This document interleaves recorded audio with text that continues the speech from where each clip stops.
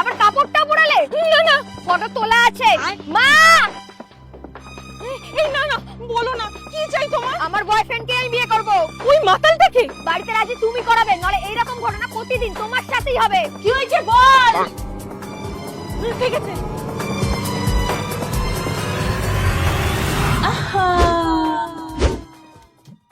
বাড়িতে সবাই বিয়ের জন্য রাজি হয়ে গেছে, জানিয়ে দাও খুশির খবরটা।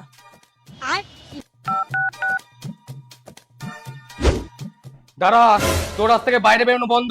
কেন বেরোতে পারবো না কেন? রেকর্ডটা শোন। বাড়িতে সবাই বৌদিকে ব্ল্যাকমেল করে আমাদের বিয়ের জন্য বাড়িতে রাজি করিয়ে নিয়েছি।